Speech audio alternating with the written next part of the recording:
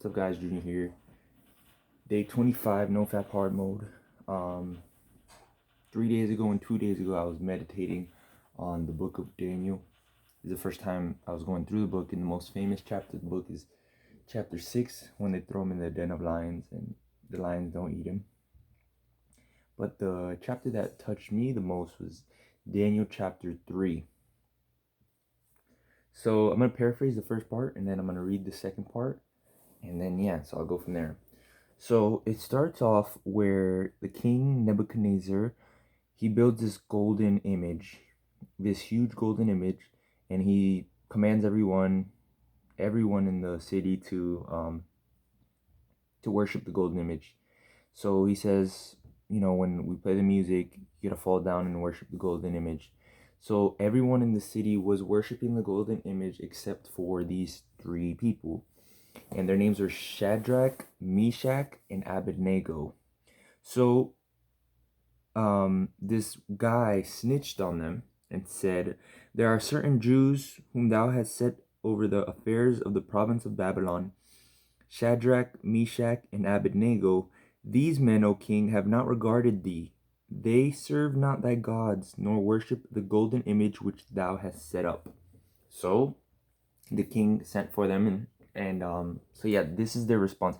This is first is the king talking to them. So, "Now if ye be ready, that at what time ye hear the sound of the cornet, flute, harp, sackbut, psaltery, and dulcimer, and all kinds of music, ye fall down and worship the image which I have made, well.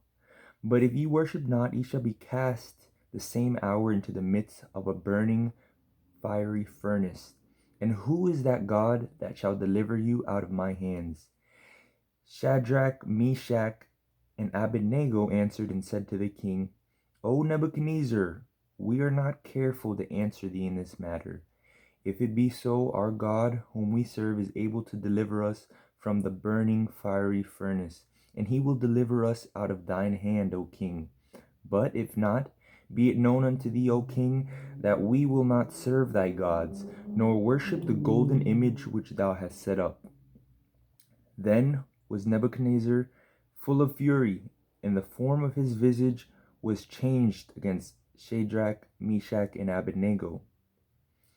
Therefore he spake and commanded that they should heat the furnace 7 times more than it was wont to be heated. And he commanded the most mighty men that were in his army to bind Shadrach, Meshach, and Abednego, and to cast them into the burning fiery furnace. Then these men were bound in their coats, their hosen, and their hats, and their other garments, and were cast into the midst of the burning fiery furnace. Therefore, because the king's commandment was urgent, and the furnace was exceeding hot, the flame of the fire slew those men that took up Shadrach, Meshach, and Abednego.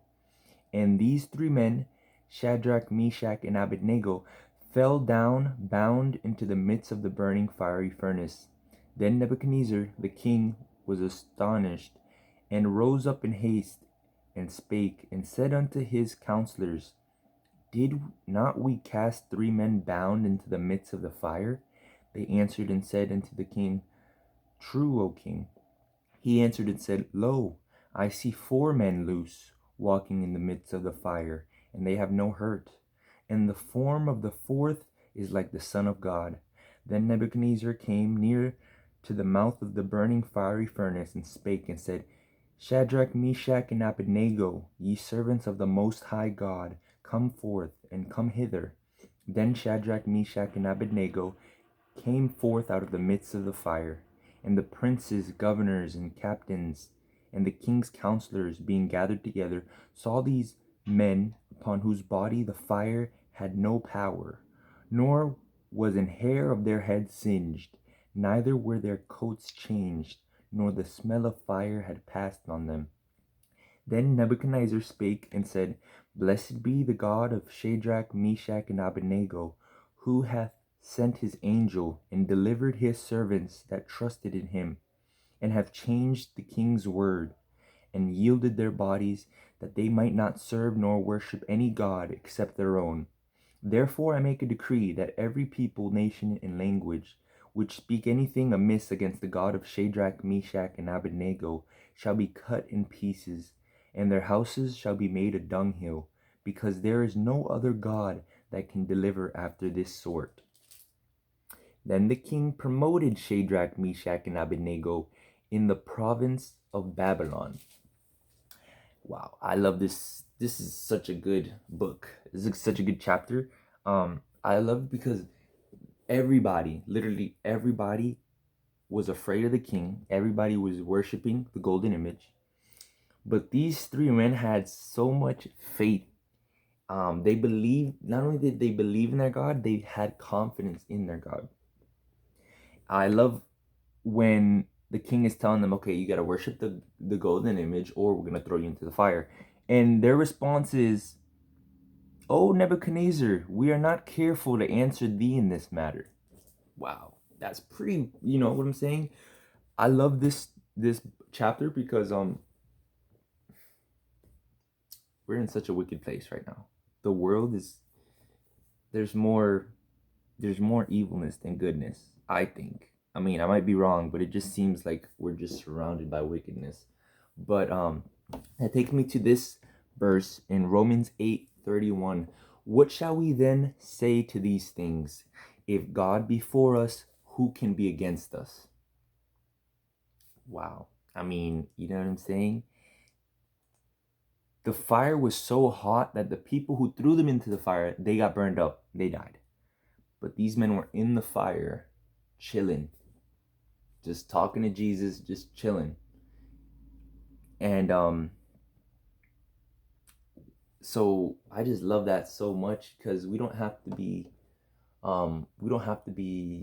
apart from the world. We don't have to be like up in the mountains meditating. You know what I'm saying? We could be in the midst of the fire, and our God is always there for us, and we have nothing to fear. We have nothing to fear.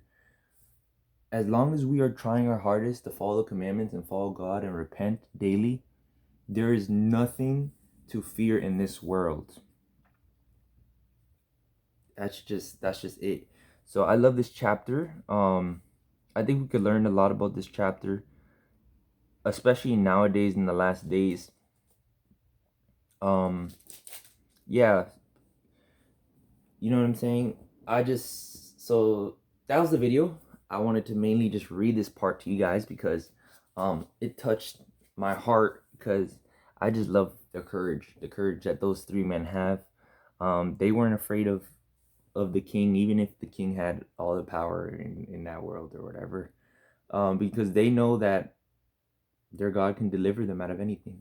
And I know that the same God can deliver us out of this addiction, and can, you know, break us free, break our bondage, and, you know, take us out of this you know, slavery to addiction. And I know maybe if you're not if you're not deep into NoFap, if you just started on NoFap, you might be like, what? Slavery to addiction? It might seem a little bit far-fetched, but try not watching porn, and you're going to see that you're going to want to. You know what I'm saying? You're going to want to, because you are addicted. You just don't realize it right now. But I believe in every single one of you guys. I love you guys. If you feel like you have a fat urge, just get on your knees and pray to God, and, you know, read your scriptures, and the urge is gonna go away. Day 25. Let's get it. NoFap hard mode. I love you guys. Peace.